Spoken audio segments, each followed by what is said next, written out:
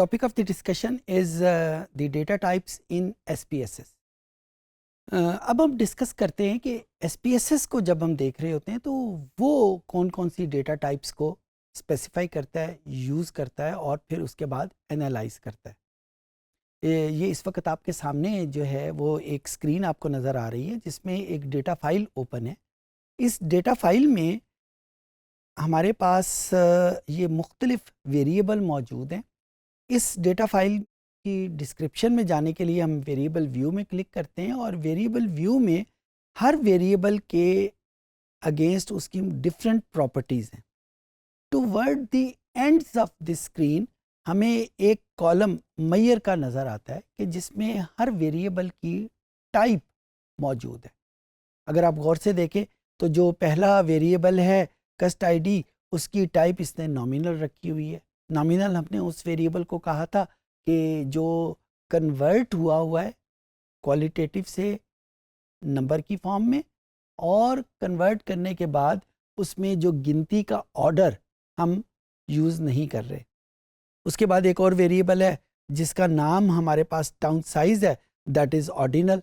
तो town size का जो वेरिएबल है वो ऑर्डिनल के तौर पे यूज़ हुआ है, यानी जो कोडिंग स्कीम यूज़ हुई है उसमें हम गिनती के साथ साथ उसका ऑर्डर भी यूज़ कर रहे हैं।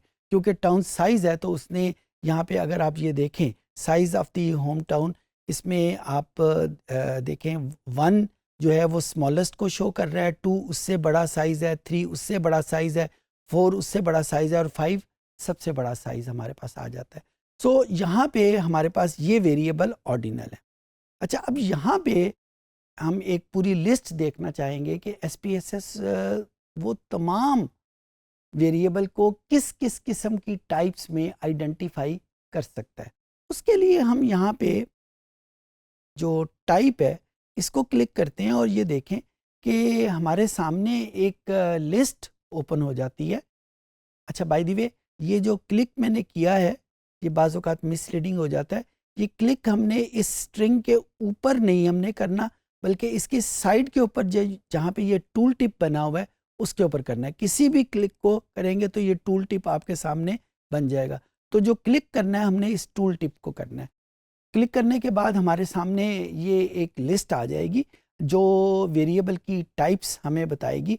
SPSS में आप ये देख रहे हैं कि बहुत सारी टाइप्स हैं वेरिएबल की। अगर मैं यहाँ पे स्पेसिफाई करना चाहूँ, न्यूमेरिक है, कॉमा हर उस वेरिएबल को कहते हैं कि जिसमें कितनी वेरिएबल्स के बाद हम कॉमा डालना चाहते हैं। आपको ही पता है ना कि जब हम करेंसी लिखते हैं तो हंड्रेड्स को शो करने के बाद हम एक कॉमा डालते हैं आम तौर के ऊपर, और फिर उसके बाद जब 10,000 पे आते हैं तो उसके बाद हम कॉमा डालते हैं। तो इसी तरीके से अगर हम कॉमा डालने वाली फॉर्मेट यूज़ करना चाहें तो हम इस वाली टाइप्स को स्पेसिफाई कर देंगे। ये डॉट है, आमतौर के ऊपर करेंसी में जो पैसे का जिक्र होता है उसके पहले एक डॉट होता है। तो ये मुख्तलिफ़ किस्म की टाइप्स हैं जो SPSS हमें स्पेसिफाई करता है। यानी इन तमाम टाइप्स को SPSS रिकग्नाइज करता है और रिकग्नाइज करने के बाद उसके ऊपर एनालाइज कर सकता है। अगर इसके अलावा कोई टाइप है तो then we have to worry about it कि उसको SPSS में शो कैसे करवाएंगे। और believe you me, take my words, मैंने अभी तक जितने भी एनालिसिस किए हैं कभी मेरा सामना ऐसी वैल्यू से नहीं आया जो इन टाइप्स के अलावा किसी टाइप में हो। अगर आप गौर से देखें यहाँ पे तो आपको हर किस्म की टाइप मिल जाएगी। दूसरी चीज़ जो बहुत इम्पॉर्टेंट है, यहाँ पे जो इस वक्त ऑन है वो स्ट्रिंग है, और जो ही मैं स्ट्रिंग को ऑन करता हूँ तो यहाँ पे देखें नंबर ऑफ़ कैरेक्टर उसके 15 आ जाते हैं। हम इस कैरेक्टर को चेंज भी कर सकते हैं। लेट्स से अब मैं नेम रखना चाहता हूँ तो नेम आमतौर के ऊपर 15 कैरेक्टर से लंबे भी हो जाते हैं। तो जब लंबे हो जाते हैं तो फिर हमें 15 से ज़्यादा शो करने पड़ते हैं। तो यहाँ पे ये लेट्स से इसको 25 कर दिया।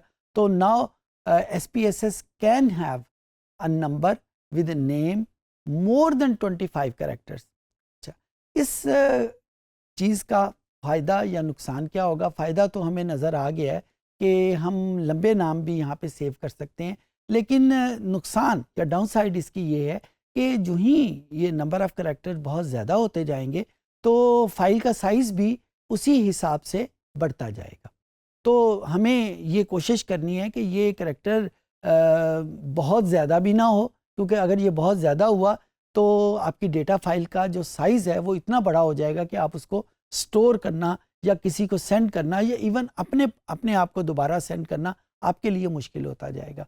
और अगर ये बहुत छोटा होगा तो ये आपकी रिक्विजिट इन्फॉर्मेशन को मुकम्मल ही नहीं करेगा। So it should be not long enough and it should not be short enough कि ये आपकी इन्फॉर्मेशन को स्टोर ही ना कर सके।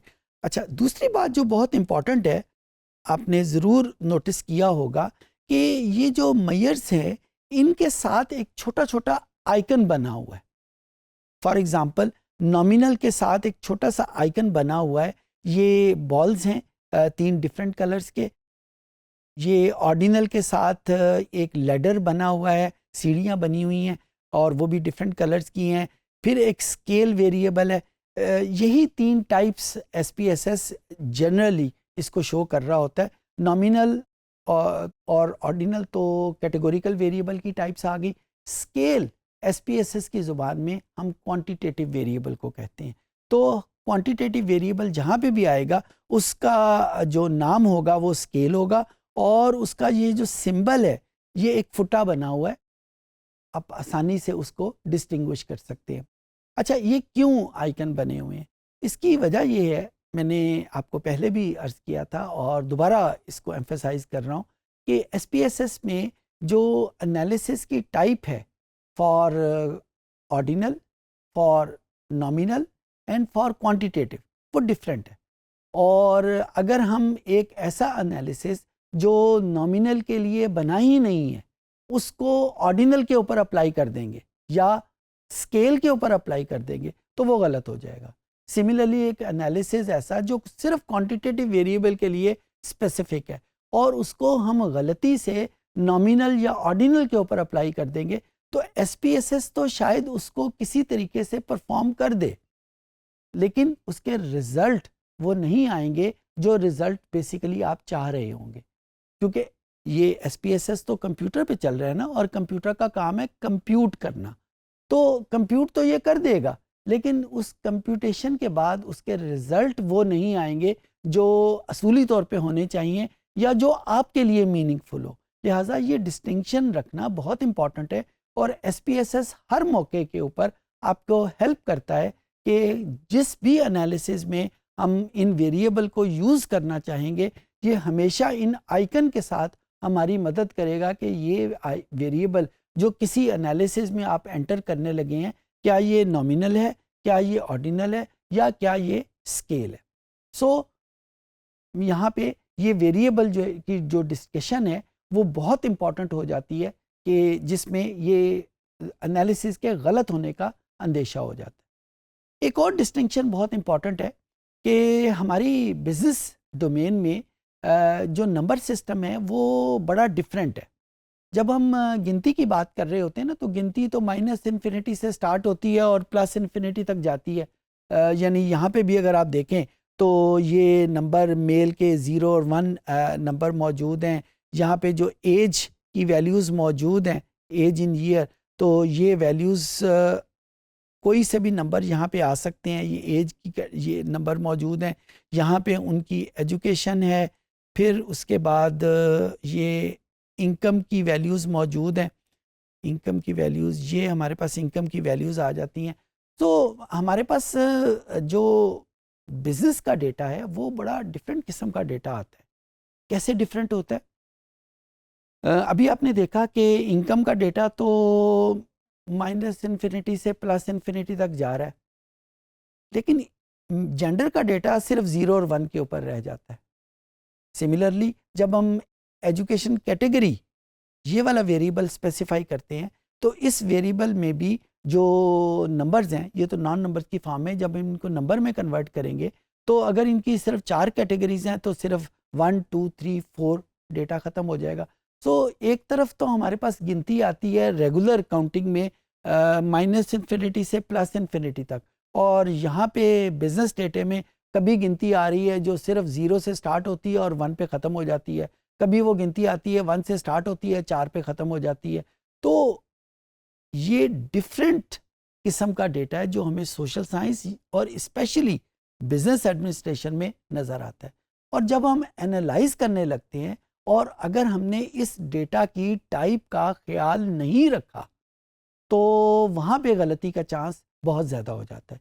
इसी वजह से एसपीएसएस ने स्पेशल अरेंजमेंट किया हुआ है कि आइकन डिफरेंट हों, आइकन के बाद उनकी टाइप्स बड़ी स्पेसिफाइड हों, ताकि किसी पॉइंट के ऊपर कोई गलत इंफॉर्मेशन, कोई गलत किस्म की इंडिकेशन एसपीएसएस के एनालिटिकल इंजन को ना चली जाए कि जिसका आंसर टोटली गलत हो जाए।